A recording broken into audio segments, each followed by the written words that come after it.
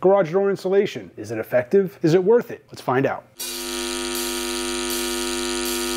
I live in Vegas, and right now, early June, we are kind of in the middle of our first real heat wave of the season, and it's actually supposed to be a record-breaking heat wave. So I decided I would insulate my garage door. And since I'm in the middle of the process right now, and I'm in like 3 different stages of it, I thought, why not compare the different insulations that I'm using and see just how effective it is. So I have part of the door right over here that still hasn't been insulated at all, and then I've used some of this reflective insulation on the entire garage door. I have a couple areas where it's still just that, and then I've also added some 1-inch foam with a reflective barrier. You can actually see that. Where am I? Right here. So I've got 3 different situations I can look at here. So I thought I would grab a heat gun and we'll take a look at the different options and see how well they work. All right, so right now you can see it is 9:30 in the morning and it is already 95 degrees. It's supposed to get up to, I believe, about 110 today. So I thought now would be a good time to look at the different options or different situations I'm at. So right now I've got no insulation there. Down here in the center is just some of this reflective material right there. And then these long areas here actually have foam in them also on top of this. So I thought I would look at the 3 different situations and see just how well this all performs. So right now, you can see, hopefully, if I can focus in here, the current temperature on the bare door, 93.6. So that's pretty much ambient of what it is outside right now, okay? So then if I look down here, let me refocus that. Look at just the reflective material. If I can find a good spot to shoot at here, there we go. That's 85, so it's already an 8-degree difference, all right? And then we go up to just the foam here. Not just the foam, it's got the reflective and the foam. Still 85 degrees, so that's pretty much what is reading ambient here in the garage. All right, so right now, since I only have a portion of this door done, and I still have a whole single car garage door that I need to do over on the other side of the garage that hasn't been done at all, the ambient temperature in here right now is 85 degrees. If I take, the thermal gun here and I shoot this, here's my welding table, 85, shoot the floor. Concrete floor is about 82. So yeah, the ambient temperature in here right now is like 85 degrees.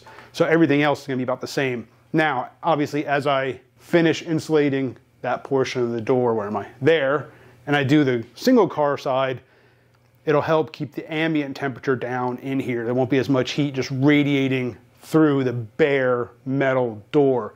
Now, I am fortunate that my garage doors face north. So they only really get any kind of sunlight beaten on them directly in the very early morning and late in the afternoon, but I also got trees outside that block most of that sunlight. So really all I'm getting on these doors is the ambient temperature radiating through from outside. There's no sunlight beating directly on the door. So I think as I finish these doors, the ambient radiating through the door will get blocked, one by the reflective, and then secondly by the foam.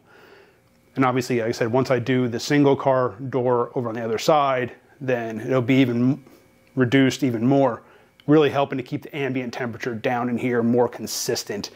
Now we also do use the garage door as our pretty much main thoroughfare in and out of the house. So it might get a little bit warmer in here at times, but if I have a fan running, it'll help cool it off. And then if I can keep it cool in here in the morning, by not opening the door too much, having this insulation will really help prevent that heat from radiating through that door. So cost-wise, so a roll of this stuff is $50. This is 4 foot by 25 feet.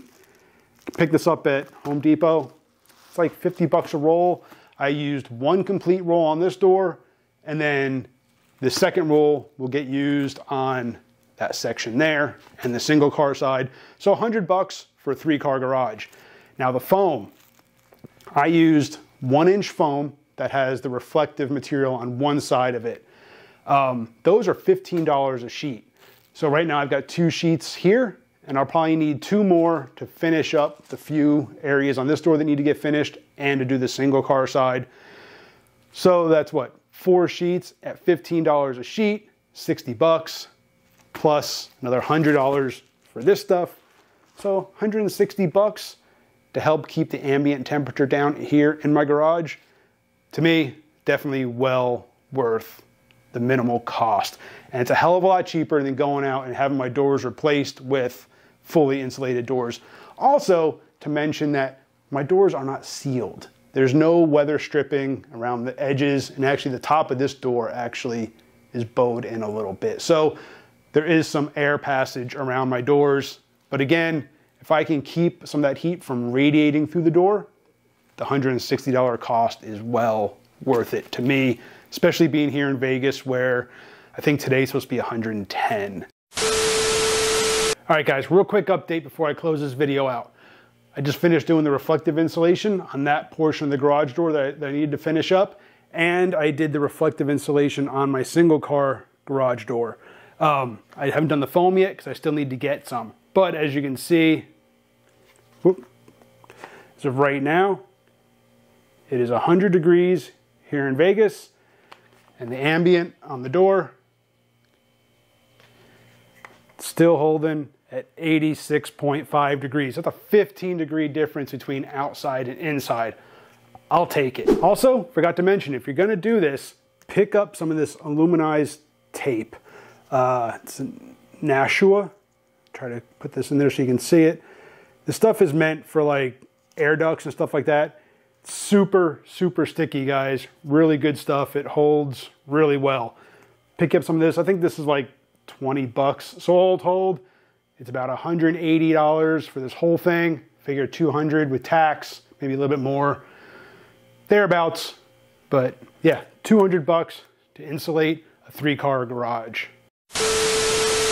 Appreciate you for watching. Hit that subscribe, hit the bell, and I'll see you on the next one.